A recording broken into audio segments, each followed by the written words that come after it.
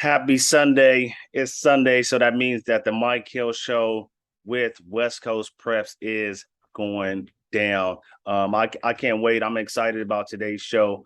We got two special guests from different programs, one private school in San Mateo and one public powerhouse in Oakland. So we'll get those young guys on the show a little bit later. I may have a special co-host. My daughter Ariel is in the building and she wants to hop on this podcast with us. So, let's just get this thing started.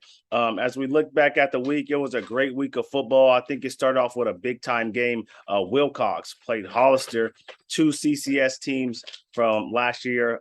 They made it to the playoffs and they had a shootout, but Wilcox is doing a little bit more of the scoring in that game. Wilcox, to me, looks like a top-tier team. They may make the Division I playoffs for CCS. The way they're playing now, they're playing their tails off down there in Santa Clara. So shout out to Wilcox. And then Friday just got started. It was big-time games all day Friday, all over the Bay. The game of the week I picked for last week was De La Salle versus Serra. That was a live nationally televised game on ESPN with Bay Area high school. You can't beat that, man. I was happy to see it. They both competed, and it was a good game. So we'll talk about that a little bit more later. As we look at the top 25, the West Coast Preps top 25, if I am correct, about 7 teams lost in that top 25. But the thing is, the 7 teams that lost, some of them played each other, or some of them played really good teams that are also ranked from different areas. So they may not go down too much. But looking at the top 3 from last week, it was De La Salle, the number 1 team in NorCal. We have Pitt coming in next and Serra at 3rd, right? And as we know, De La Salle and Serra played each other. So it's got to be some movement there at the top. And just to clear it up, I'm not involved in the rankings. That's my guys, Chris and Greg with West Coast Preps. They do all the work and the research. They know all the athletes around the Bay and the teams, the programs, the coaches, and they're able to give a pretty good ranking system. So shout out to West Coast Preps and Greg and Chris. As you know, I'm in Menlo colors. I'm in Menlo blue, and I always give love to the home team. Menlo played the Kings Academy on Saturday, and it was at 2:00, and it was hot. It was close to feel like it was close to the 90s. I was hot, and I wasn't even out there playing. But let's just talk about that game. It started off with a dogfight, right? It was 0-0 in the first quarter, and I think it was 0-0 most of the second quarter. We didn't end up scoring late. Until late in the second quarter to go up 7-0. We started off slow as an offense. Our defense definitely played well, and they balled out and kept us in the game. So we were able to stay in the game. And then after that, we made our halftime adjustments. We got our act together, and then we were able to win 31-6. In that game. And I wanted to give a shout out to Willis Johnson. He is our 2024 running back. He rushed for over 100 yards, I think about 108 yards and a touchdown on Saturday. That's big. I'm new to Menlo, but I don't think there's been a 100-yard rushing running back in a little bit. So that's a shout out to Coach Barr, who's his position coach, for coaching him up and getting over that 100-yard mark. Our QB, Jake Bianchi. Ariel, you want to get on the show? Come on. Come talk. Right here. Okay, so you're going to talk. Okay, did you go to Dad's game? Yeah. Did we win? Yeah. And what color did our team wear? What color is the boys? Yellow. Yellow and? Red. No, and blue. Right. Was it hot? Yeah. It was really. Oh, so when it's hot, she guys are put on the sunscreen, but she was definitely there. She's at a lot of our games there. So just to get back to the stat line, we had Jake Bianchi. He had 2 touchdowns, 1 passing, 1 rushing. Court also had 1 touchdown to add on to his 3 from last week. That has 4 touchdowns in 2 games. The tight end that's going to North Carolina. The defense was stingy, right? I'm just looking at my notes. The defense was stingy. They didn't give up a lot of yards, and Kings Academy has a fantastic running back, number 7. I'm not sure his name off the top of my head, but he was a hell of a player. He ran hard, start to finish. Just very impressed with that running back from TK. As we're looking at Menlo, we got a big battle coming up this Saturday at home at 2:00 versus Amador Valley. They'll be traveling over from the East Bay. And there's some big boys. They have 2 Division One defensive ends. They look really good on film. So we'll have our hands full as an offense trying to immobilize them. So if you guys get a chance, come down to Menlo, 2:00 on Saturday and check it out. And then we'll move on. So let's move on to this game of the week. And I'll bring on our first guest, right? This is a big time guest, man. This is a 2-way player from Serra, O-line, D-line, 3-star Division I athlete, and Ryan Silver. So I'll bring him on. Give me 1 second here.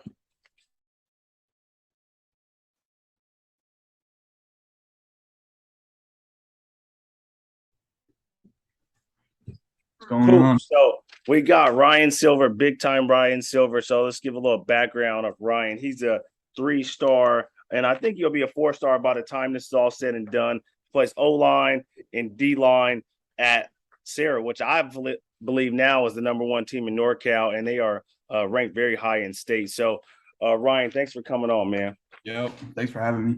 No problem. So let's just take a look here. So it looks like watching the game, I was able to watch the game live, nationally televised high school game with Bay Area team. That was amazing. How was it to 1, play at De La Salle, and 2, play on national TV? Playing at De La Salle was awesome. I mean, it was a great environment. It's a small stadium, so you can hear everything. You can hear all the people in the background, which was cool. But playing on TV didn't really affect us. I don't think we were really paying much attention to that. I mean, we all knew it in the back of our heads, but I don't think that was the main goal. I think we just all wanted to go in and show what we had to do.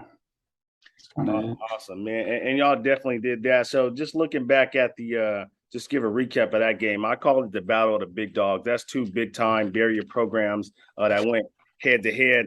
And it looks like, watching the game, De La Salle went up 21-7. And I thought it was over, right? I thought they wouldn't stop. And what was y'all mindset at that point when it was 21-7? Game wasn't over. Still had time left on the clock.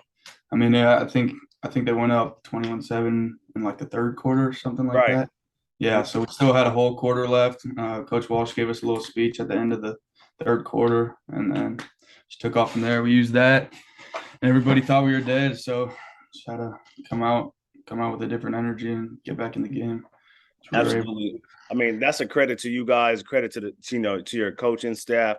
When you go down 21-7 in 3rd quarter, usually teams just go ahead and tuck their tail, but y'all fought all the way back and then end up winning 24-21. And it was a 21-yard field goal with 2 seconds left. What's the name of your kicker? Dylan Goudier. I couldn't pronounce his last name, so I had to make sure. But hey, man, that was a clutch kick. There's a lot of pressure on that kid with 2 seconds left, given all the circumstances. So that was amazing, dog. So let's move on. So what's y'all goals as a team, right? Y'all just took out De La Salle, which was maybe one of the, the biggest challenges y'all will have this season. What's y'all goals as a team? Is it a state championship? Is it CCS championship?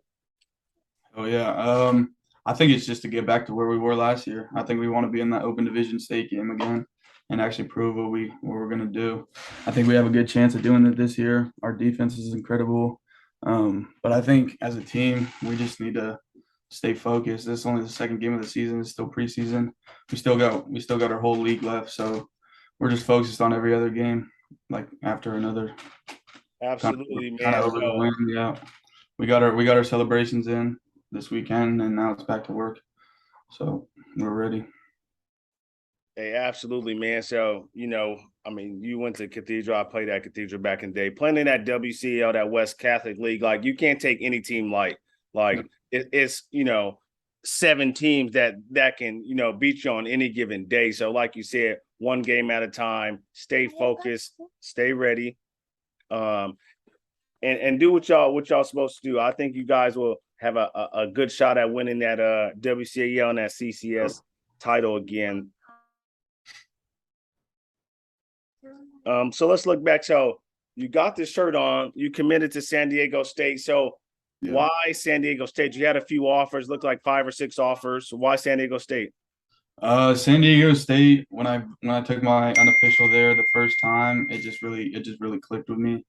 San Diego as a whole is just an awesome place, but getting to know the coaching staff really well, it just felt like real love to me. So that's kind of a big reason why. And I had two other teammates that went down there and they're loving it.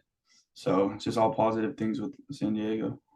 Yeah, that is big time, right? 2 big time recruits from Serra last year committed to San Diego State. So you got some friends, you got some brothers actually when you get down there. And who recruited you as a coach? Who's Coach Goff, the O-line coach? He texted me. We were texting for a little bit, and then he gave me a call, and I know I was stoked. I couldn't wait. And then I think just like about a month after I committed there. So. Absolutely, man. I mean, that's good that you committed early. You got the programs you want. Now you can just focus on, being a student athlete and playing football and, Yeah,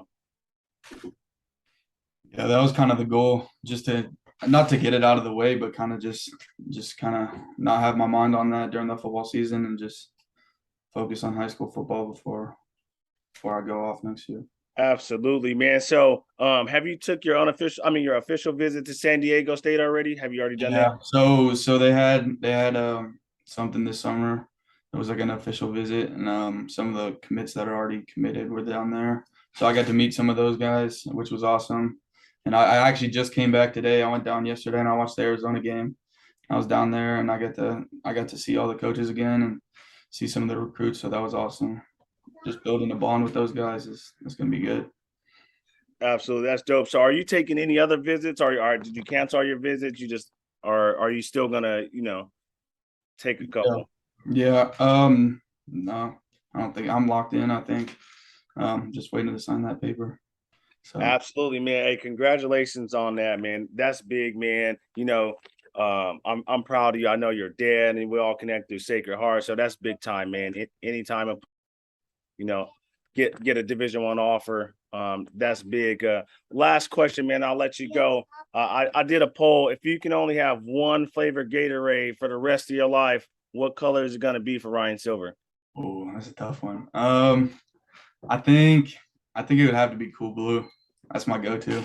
There you go, man. You're a good man. Cool Blue is it. My daughter liked Cool. She picked that one too. And then a lot of people like the blue. But anyways, man, this is 3-star, soon to be 4-star prospect Ryan Silver came on the show, the Mike Hill Show with West Coast Prep, man. Thank you. I'll be following y'all. And I'm coming to that Cathedral versus Serra game at home. We don't play that week. So I'll be there, man. Congrats and keep pushing. Thank you. Thank you again for having me. Right on. All right. Yo, welcome back to Mike Hill Show. I got my second guest here, the Jet, right? The Jet. That's what everybody called him. I asked about him. They said just call him the Jet. So we got the Jet from McClymond High School in Oakland, California here. Let's just talk a little bit about that game. So Bellarmine went down to Oakland to play McClymond's, and it looked like McClymond's going to run off with it. It was 21-7.5 when I was checking the scores. And then all of a sudden it got a little tight. And that game ended up going into overtime, and McClymond's came out on top 24-7 and 24-21 and a big time win. So the Jet, welcome to the show, man. Glad to be on it. Sure. So Javian Thomas, he's a 3-star running back out of McClymond's. He's fast. What's your 40 time? You ran the 40 yet? Actually, haven't yet. Man, he gonna be close to 4.43. That dude is moving on his film. He's flying. So looking at 247, looks like you got 4 D1 offers, right? You got Army, Idaho, Sac State, and San Jose State, right? Yes, sir. Cool. And I think, man, based off, your production so far, you're going to have some more offers coming your way. Is there any school you're leaning towards yet, or is your mind open and just trying to, figure it out?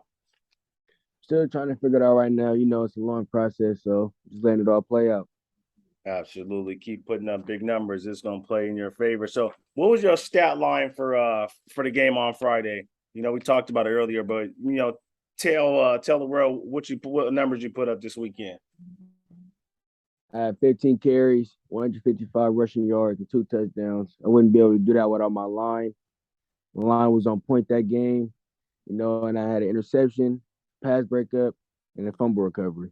Wow. So man, it looked like you said 155 yards rushing, 2 touchdowns. That means the line was doing work.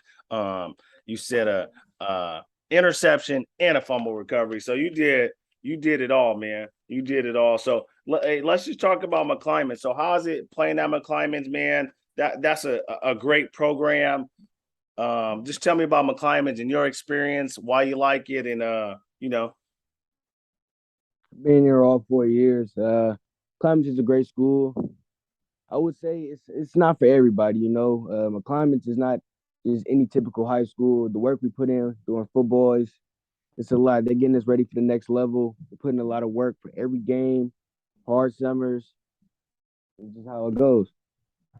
Hey, so the hard summers that you mentioned, man, that pays off because y'all steady chasing state championships and winning the is it OAL continuously, man, and the Yes, silver. sir. So right, so I mean that's just what y'all do down there at McClymonds, man. So what are some goals for yourself this year? You got any goals as a player that you trying to achieve this year, or what's your mindset on your goals? My number one goal for the season is actually to get back to state. I want to win another state championship. As my last year of high school, I want to get out with a bang.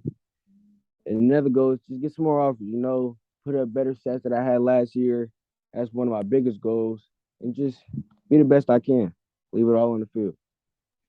Absolutely, man. So I talked to some scouts that was at your game. Let me just read something that a college from a college coach point of view said that you have the speed, he has a motor that won't quit, and the type of athleticism that can't be coached. He's incredibly talented, and not to mention he's a humble kid. Great character, love him, and he plays both sides of the ball. That was from a Division I coach, man. That message got relayed to me. I kind of asked some people around that was at the game and what they knew about you, and that's what a college coach is saying about you, man. So that's big. Yes, That's sir. Yes, sir. so you said state. So how many state titles did you win at MAC, or how many you got under your belt? I've only have one. My freshman year Uh, was the year we ended up losing. My sophomore year, we had the COVID season, so we couldn't right. really do anything. We was playing the OAL games. Then my junior season was the year we won. Oh, absolutely, man. I think y'all might get, one more go out with a bang. Let me just ask you, man. So what's your dream school? If you can get a offer to play at a school, I mean, it's different. It depends on coaching staff and the types of offense, etc. What's your dream school that you would like to play at? I wouldn't say necessarily I would have dream school, but a school that I would love to go to is the University of Oregon. Oregon, there you go, man. My little buddy Jerry Mixon just committed there not too long ago. Oregon's building a good program, and I think Oregon may come knocking, man. You keep putting up them numbers, you never know what can happen. But hey, the Jet, the last question, man. So if you can only have one flavor Gatorade for the rest of your life, what is it gonna be? Fruit punch. What is that? Fruit punch. Fruit punch, the red one? Yes, sir. Oh my God, man. I did a poll and that was the lowest votes. The lowest votes was for the red one. It was No definitely way. there, but so hey, the Jet chooses the red, man. Hey, I'm gonna keep following you throughout this season. Mr. Thomas, man, good luck. Keep working hard. And keep being great. You know what I mean? Like just keep doing you and sky's the limit. But thanks, bro. I appreciate you. Yes, sir. It was great talking to you. Right on. Yeah. And welcome back. Welcome back. We just had two great guests. We started off with Ryan Silver from Serra, who beat De La Salle. And then we followed up with the Jet from McClymond who beat Bellarmine. As we continue on, let's just give a shout out to a few players of the week. This kid put up some crazy stats from Montgomery High School, a two-star wide receiver with a 4.16 GPA. We got Keegan Peterson. He had close to 100 yards receiving, 2 touchdowns, and a punt return touchdown, all in one game from Montgomery High School out of Santa Rosa. We'll keep it over in the East Bay, and kid just been balling this last 2 weeks. Out of Berkeley High, wide receiver Jackson Harris put up 309 yards and 6 touchdowns in the last 2 weeks, and he is one of the top leading receivers in his section. So shout out to Jackson Harris from Berkeley High, man. Keep doing work. This stat line was also pretty impressive. So it looks like the kid played wide receiver and quarterback in the same game. So we got Hayden Anderson out of Windsor High School. He had 102 yards receiving, 3 touchdowns, and I guess he went to quarterback in the same game and had 72 yards passing and 1 touchdown, or maybe he threw a double pass. I don't know, but that was a total of 4 touchdowns and 174 total yards. And the crazy thing about this kid is he's a sophomore, class of 2025 at Windsor. Hayden Anderson putting in work. My last one, I always ask for shout outs, and I kind of got flooded with this. I got flooded with a shout out to the entire Pittsburgh Pirates football team. They went down to the Honor Bowl down in San Diego and played one of the top teams in Nevada. That's Liberty High School from Nevada. I think they're in Henderson or maybe Las Vegas, and they put on a show down there. So shout out to the whole Pittsburgh High football team, man. You guys are all players of the week in my book, and I'm gonna be coming down to y'all game. I'm gonna be down there September 30th. I'm sliding up to Pitt High to watch y'all face off against McClymond. I'll be there. That game will be live. It'll be where I need to be. So we'll also do a Pittsburgh High School football Mike Hill Show podcast. We'll collab. We'll get all those stars on there. They got receivers. They got quarterbacks. They got DBs. They got running backs. Pittsburgh High School is stacked. So as I was talking about earlier, I looked at the West Coast Preps top 25.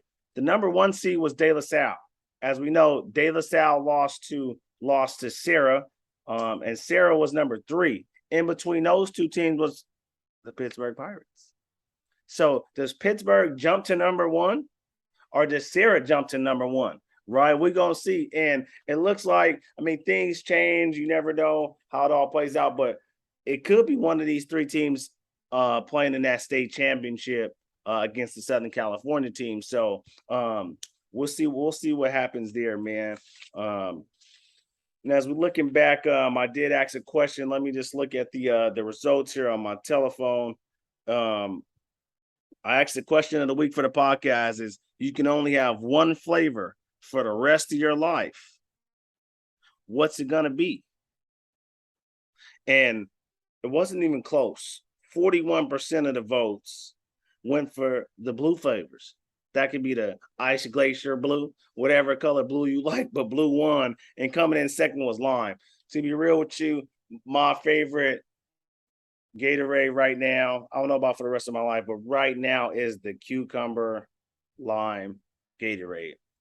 It's smacking. If you haven't had it, try it, and you can thank me later. But if I had to pick one for the rest of my life, I'm also going with blue. Ari, come here. Let's see. What is your favorite Gatorade again? Tell them what color.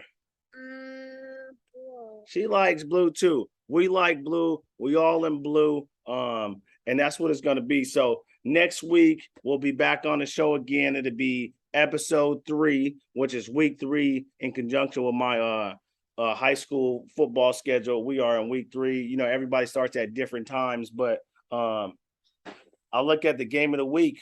And it was kind of a toss-up. Was it St. Francis at De La Salle? And there's another game that kind of stuck out to me, and that's St. Ignatius going out to Stockton to play St. Mary's. That's the game of the week. It's SI versus St. Mary's, right? That's going to be big time players. Man, they got some big time players down in St. Mary's. I got to work with a few of them this offseason at different camps, man. And looks like they're having a pretty good season on their hands too. And SI just had a tough battle with Jesuit from Sacramento. That's a big time team out of Sac. So SI be 1-1, traveling down to the 209 and playing St. Mary's. So that's my game of the week, man. So as usual, I'll ask different questions throughout the week. Just comment, do the poll. I'll always have a question of the week. That's going to be the new addition to this. And like I mentioned earlier, if you got any gear that you want me to rock, if you want me to give a shout out to your training, your small business, anything that you want, let me know. I'll show you some love on this show, man. So again, thank you for tuning in. Thank my co-host right there, Ariel, who's been here. Wave, honey. Oh, her name is Honey. I'm sorry. Honey, my co-host, was here today, but and she likes orange Gatorade.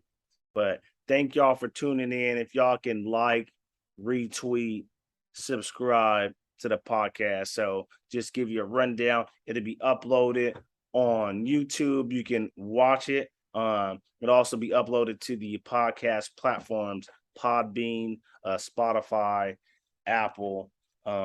Check it out, man. Just keep showing love. And I got one more shout out. Let me not forget this, man. This is big.